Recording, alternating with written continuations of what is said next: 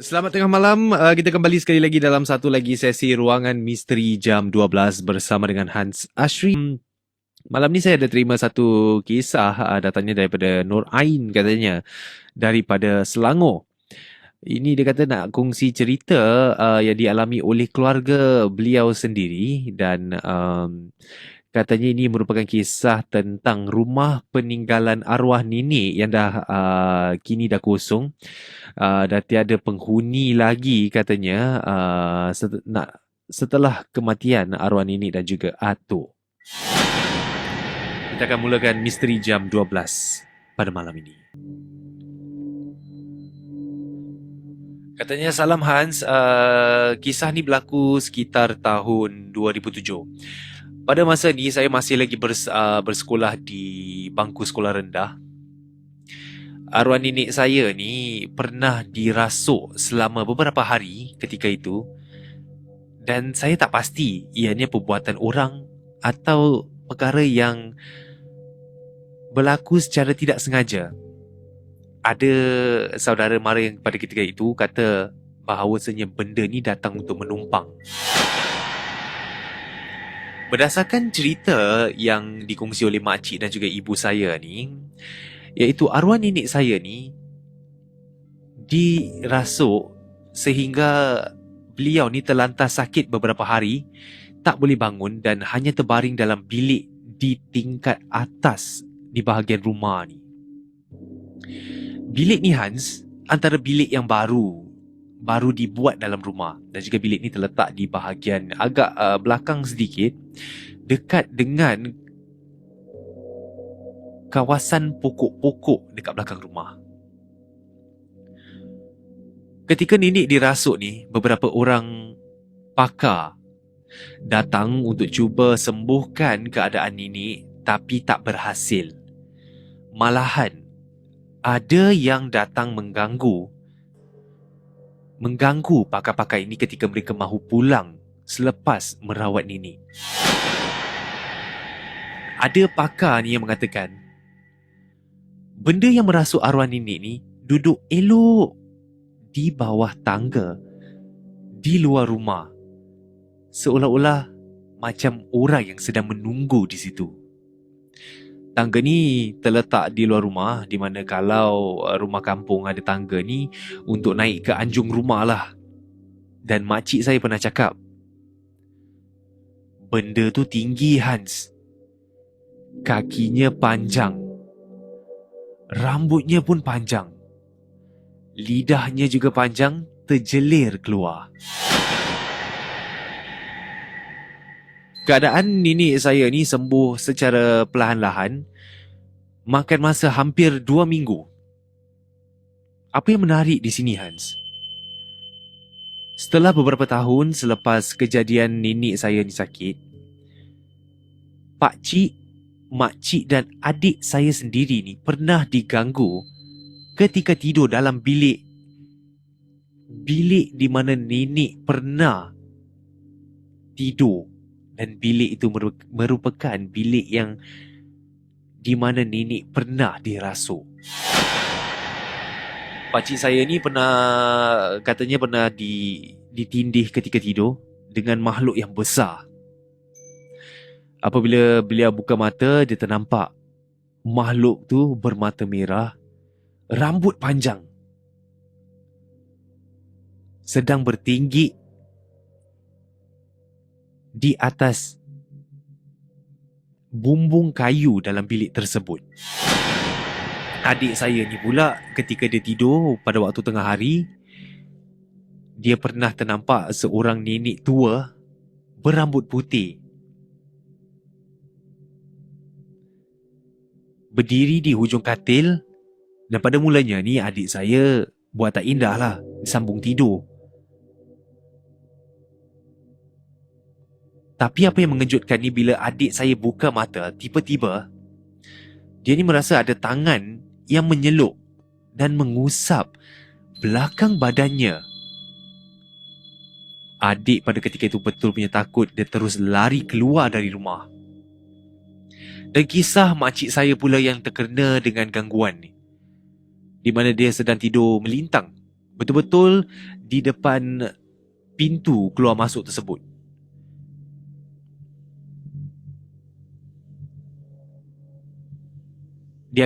Disebabkan ini makcik saya ni baring betul-betul dekat dengan depan pintu, tak ada orang yang nak masuk bilik. Malam tu sekitar selepas jam 12, makcik saya ni pada mulanya ingatkan pakcik saya ni dah balik sebab dia rasa pakcik saya ni jalan di tepi beliau untuk masuk ke dalam bilik. Dan pakcik saya ni memang jenis yang balik lewat malam, nak lagi dekat-dekat dengan jam 12 tengah malam. Dengan matanya terpejam, makcik saya ni bercakap, "Kau ni balik lambat kacau orang tidur lah." Tiba-tiba makcik saya ni rasa ada genggaman yang pegang kaki makcik saya dengan kuat. Makcik saya terus terjaga pada malam tu, dan beliau ni berdiri dan terus berlari keluar daripada bilik dan duduk di tangga. Rupa-rupanya bukan pakcik saya yang sentuh makcik saya. Makcik saya katakan dia ternampak tangan yang besar, rasanya sangat kasar dan berbulu, pegang kaki makcik saya.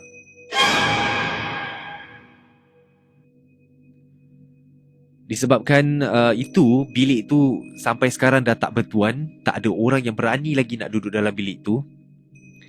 Dan nasib baik saya tak pernah diganggu. Cuma biasalah, rumah papan ni, rumah kampung, lagi-lagi tinggal kalau di bahagian atas, bilik dekat tepi, bahagian tengah pula luas dan kosong. Bila tengah-tengah malam ni kadang-kadang terdengar macam ada orang berjalan lalu lalang dekat atas papan. Banyak kejadian seperti ini terjadi di depan mata saya, tapi nasib baik saya tak pernah kena yang teruk-teruk. Terima kasih Hans kerana kongsi cerita saya, dan selamat tengah malam. Kisah ni terjadi ketika satu perayaan lah. Perayaan yang seram pada tiap-tiap tahun katanya, dan saya ni bekerja night shift di sebuah hospital di Singapura. Seperti biasa jam 12 malam saya jalan one round lah dalam ward, dan saya jalankan tugas seperti biasa. Pada ketika itu ada seorang nenek tua ni, dia panggil saya minta tolong sebab dia katanya nak buang air kecil. Jadi saya pun tolong lah, dan tiba-tiba dia cakap, "Amoy, lu kerja bawa baby ya?" Lalu saya terfikir, Macam mana aunty saya tak ada baby, kahwin pun belum lagi. Macam mana mau ada baby katanya. Lalu nenek tua ni, dia tunjuk ke arah sebelah saya. Katanya, "Budak kecil tu bukan you punya baby ya?" Jadi saya toleh ke kiri ke kanan. Saya tengok sebelah, tak ada sesiapa. Kosong. Semua pesakit-pesakit yang lain ni dah tengah tidur. Dan saya tengok, memang tak ada budak-budak. Dan waktu malam macam ni, mana ada orang dibenarkan untuk melawat pesakit? Saya pun katakanlah pada dia, "Aunty, mana ada? Saya rasa you penat lah lepas operation. You tidur okey lepas ni?" Nenek tua tu pun mengiyakan. Saya dah settle dengan beliau, dah bersihkan dia dan sebagainya. Dia tidur. Kira-kira dalam jam 2:03 pagi, tiba-tiba pesakit-pesakit yang lain mula untuk panggil dan tanyakan hampir-hampir semua soalan yang sama. Kenapa ada orang yang main tarik-tarik kerusi di luar? To be honest, saya tak dengar apa-apa pun. Dan saya katakanlah, mana ada? Tak ada orang yang tengah duduk dekat luar. Dan mereka tetap katakan ada. Mereka sedang dengar bunyi-bunyi kerusi ditarik. Jadi saya pun hidupkan lampu. Bila dah terang sikit ni, ward saya ni, ward lama, ada balcony. Dan di balcony ni selalunya malam-malam kita akan kunci pintu balcony. Malam tu nak dijadikan cerita, hujan, tiba-tiba bunyi petir yang kuat. Bila datang bunyi petir yang kuat, saya tiba-tiba terdengar bunyi seolah-olah ada orang yang menangis.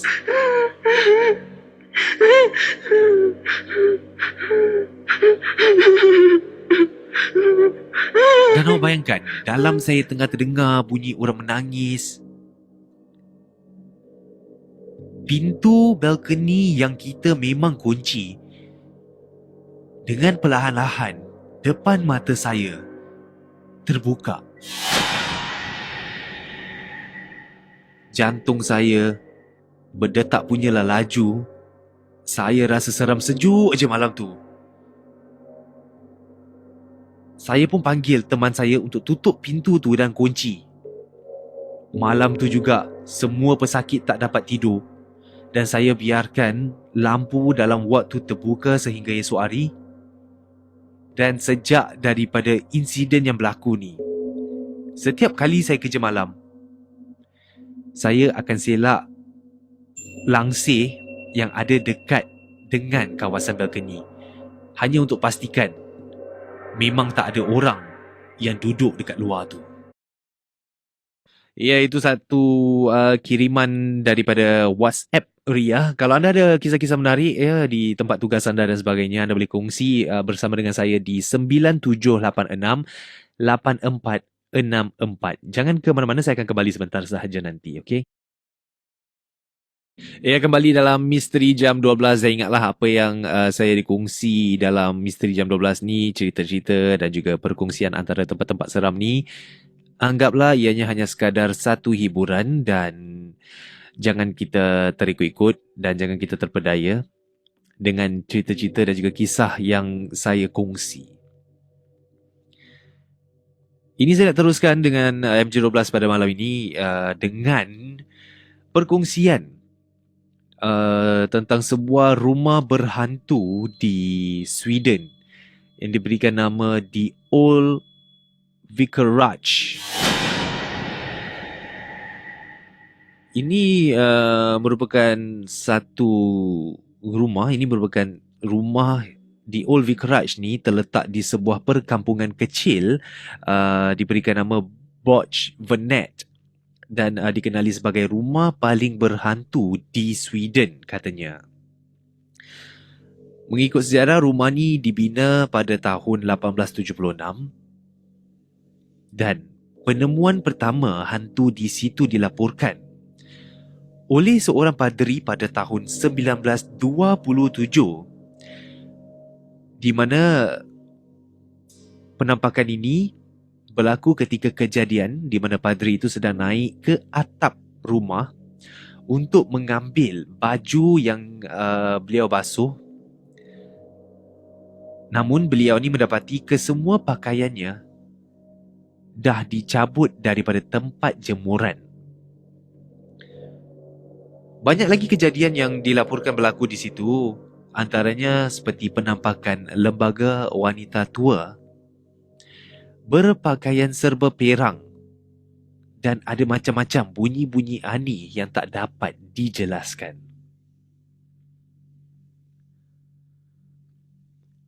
Dikatakan di sini lagi pernah sekali terjadi kisah ni di mana seorang tetamu yang menginap di situ. Beliau ni terkejut apabila terjaga dari tidur pada tengah-tengah malam dan beliau dapati ada 3 orang wanita tua yang sedang duduk di atas sofa. 3 orang wanita tua sedang duduk di atas sofa di satu sudut bilik dan apa yang lagi menyeramkan, mereka bertiga ni sedang memerhatikan si tetamu ni sambil menangis. Dalam cerita yang lain pula, seorang padri lain yang pernah tinggal di situ mendakwa pada waktu malam, beliau ni sering ditarik dari kerusi yang sedang diduduk oleh sesuatu yang beliau tak nampak. Dikatakan pada satu malam tu pernah beliau duduk di sebuah kerusi sambil membaca buku. Sedang beliau kusyuk membaca buku ni, tiba-tiba kerusi yang sedang dia duduk ni, di atas kerusi ni, ditarik dan hampir terpelanting beliau ni daripada kerusi. Ada banyak lagi kejadian-kejadian aneh yang lain ni, termasuk ada yang ternampak bayang-bayang, mendengar bunyi tapak kaki orang sedang turun daripada tangga. Ada juga yang pernah dengar bunyi seperti sesuatu diseret di luar koridor bilik tersebut. Pernah dikatakan di sini sedang seorang tu tidur di dalam bilik, dan apabila beliau ni terjaga, dia pandang ke arah cermin dan dia ternampak seorang wanita sedang berdiri di depan cermin, dan daripada reflection tu beliau nampak wanita tersebut sedang memerhatikan beliau yang sedang tidur sambil tersenyum lebar dengan muka yang pucat dan amat menyeramkan. Seorang pendengar misteri jam 12 daripada Kulai, Johor yang ingin berkongsi pengalaman beliau di tempat kerja sementara beliau sebagai telefon operator di salah sebuah hotel di Senai, Johor. Kata Nora di sini, peristiwa ini terjadi kira-kira pada tahun 1994. Waktu itu saya baru saja selepas SPM dan berusia 17 tahun. Saya bekerja sementara sebagai telefon operator di salah sebuah hotel. Saya tak akan sebut nama hotelnya, di Senai, di Johor. Dan kini nama hotel ni dah pun ditukar. Dan kejadian ini berlaku semasa saya bekerja night shift. Saya masuk kerja jam 11 malam. Dan juga kita ada van pekerja yang akan ambil kita ke sana. Dan sampai ke sana saja saya ke locker dan letak barang. Dan kalau Hans dan juga pendengar nak tahu, locker pekerja ni terletak di bawah tanah, kerana tandas untuk staf laluannya ni di bawah tanah. Dan tempat ni sangat menyeramkan dan dia agak gelap, malap pada malam hari. Memandangkan shift malam ni tiada ramai pekerja office. Office dah tutup, staf malam pun cuma berapa orang sahaja yang akan bekerja. Jadi saya ke locker untuk tukar uniform saya. Kawan-kawan yang lain bahagian front office pada malam tu mungkin dah datang awal dah, sebab saya seorang diri di locker dan dalam tandas tu pun saya seorang diri. Pada mulanya saya memang tak ada rasa seram kerana saya berjalan kaki sambil menyanyi pada malam tu, dengar lagu daripada earpiece saya. Saya dah sampai ke locker. Saya ke tandas untuk buang air kecil. Semasa itu, ketika saya berada dalam tandas, saya terdengar bunyi paip air dibuka dan pintu toilet ataupun pintu tandas sebelah ni bunyinya buka tutup. Bunyinya buka tutup seperti ada orang yang belum keluar lagi daripada bilik tandas sebelah saya. Jadi saya keluar, saya nak cuci tangan. Dan saya pula malam tu degil. Saya tunggu di situ sebab saya nak tahu siapalah yang dekat sebelah tadi main hempas-hempas pintu.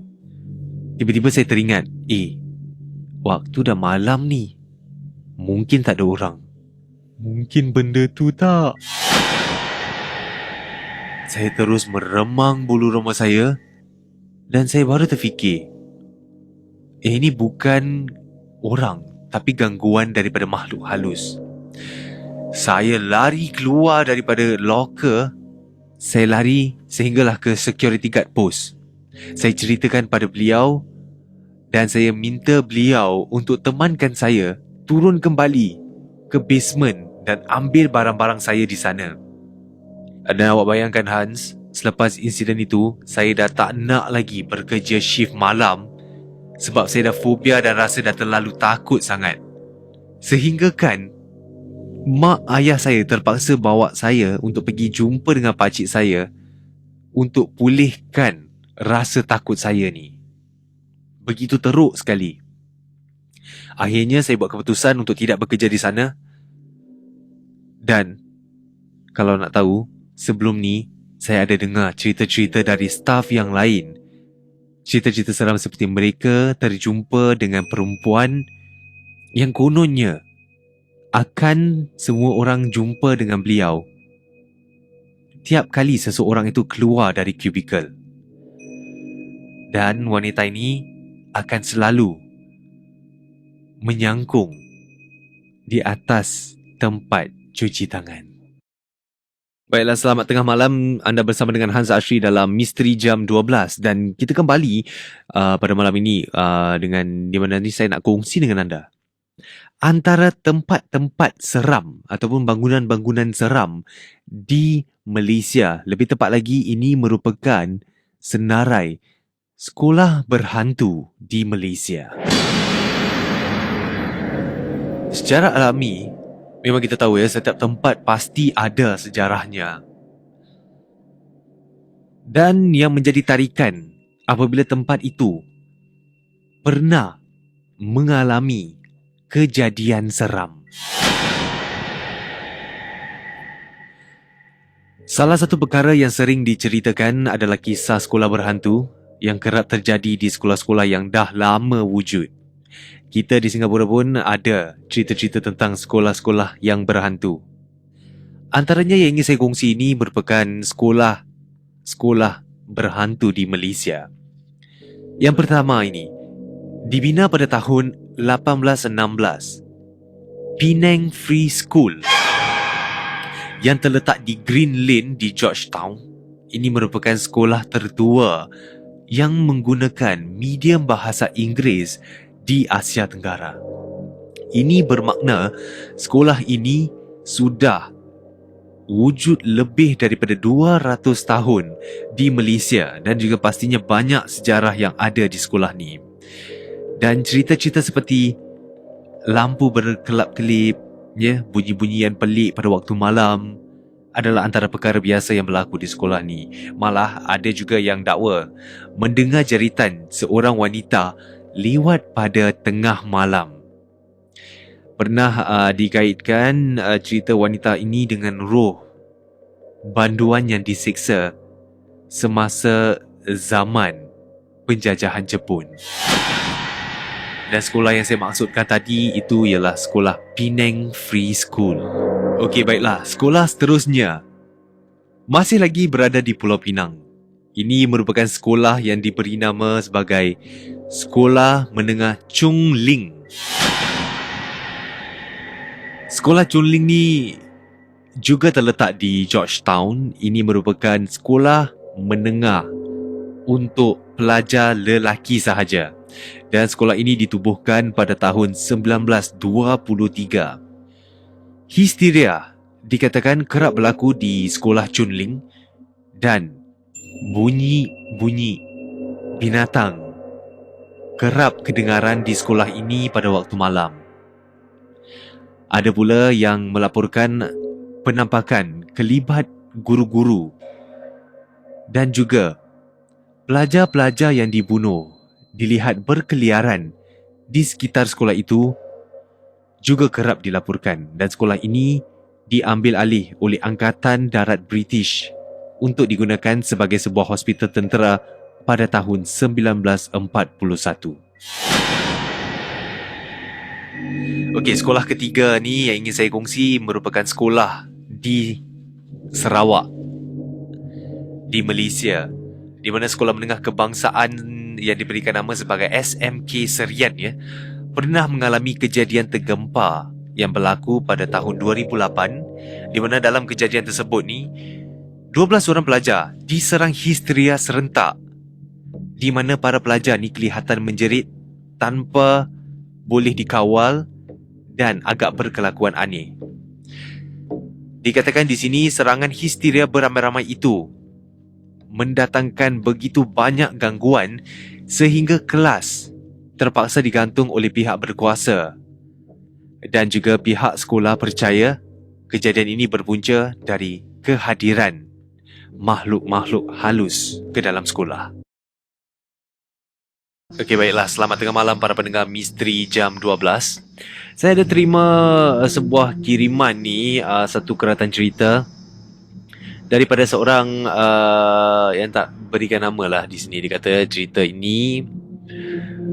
kejadian ini berlaku pada beliau kira-kira dalam beberapa tahun lepas, ketika beliau bertugas, merupakan seorang pelajar exchange yang bertugas sebagai seorang jururawat di salah sebuah hospital di Sarawak.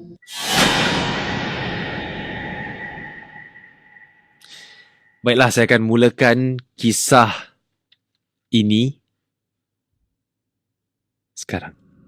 Katanya di sini, ini baru pertama kali saya berkongsi cerita. Jadi cerita ini bukan cerita rekaan. Cerita ini benar-benar terjadi pada diri saya sendiri. Kira-kira pada tahun 2016, saya dihantar ke Sarawak untuk praktikal exchange sebagai exchange student di sebuah hospital di Sarawak. Benda ni walaupun dah agak lama berlaku, tapi apa yang terjadi tu masih segar lagi dalam ingatan saya.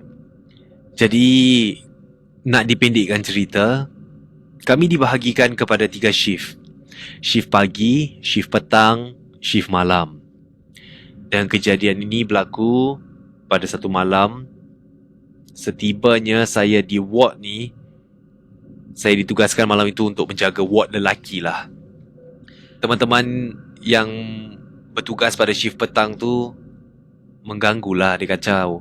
Dia kata, kau kerja malam jaga-jaga tau. Malam dekat ward lelaki ni. Macam-macam cerita dia orang bagi tahu. Dan nak dijadikan cerita, malam tu kami dibahagikan kepada 2 kumpulan. Satu kumpulan 2 orang. Kumpulan A ditugaskan untuk ambil vital signs para pesakit. Yalah, tiap-tiap jam nak kena rekod vital signs mereka. Dan kumpulan yang kedua ni yang tak syok sikit.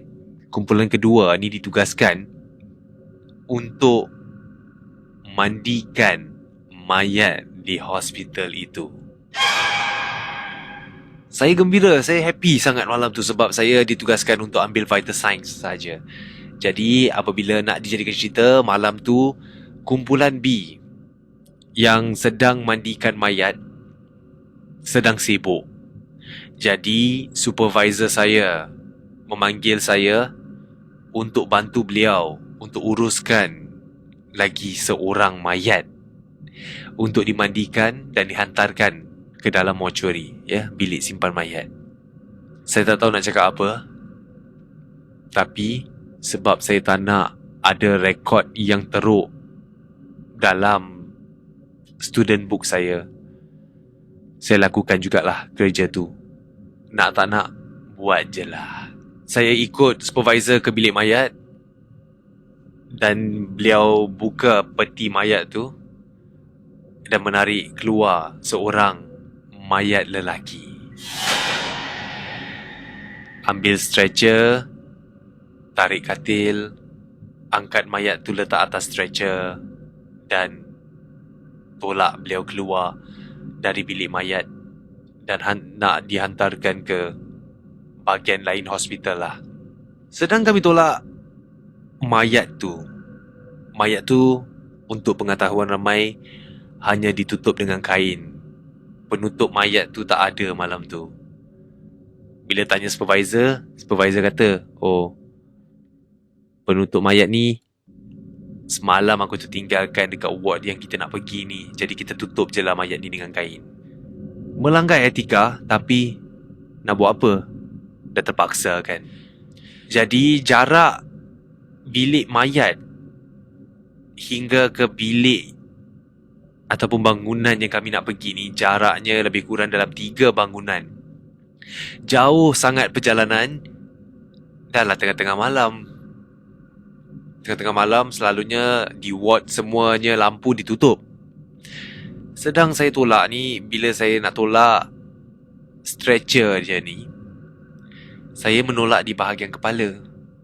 Supervisor saya berada di depan saya dan dia tarik bahagian kaki. Dah agak jauh perjalanan saya rasa. Sedang saya tolak, saya terpandang tingkap di sebelah kanan.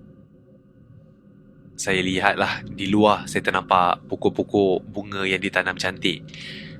Sepandangnya saya balik ke depan, saya toleh balik ke depan, tiba-tiba mayat yang sedang saya tolak tadi tu, ini saya tak tipu. Awak bayangkan, mayat yang tadi baring di atas stretcher yang sedang saya tolak, tiba-tiba terduduk, Hans. Mayat tadi terduduk di depan saya. Saya lalu terpaku. Saya tak tahu apa nak buat. Saya sedang terkejut. Saya lepaskan tangan saya daripada stretcher tu dan saya lari, tinggalkan supervisor saya yang sedang tarik mayat yang terduduk di atas stretcher tu.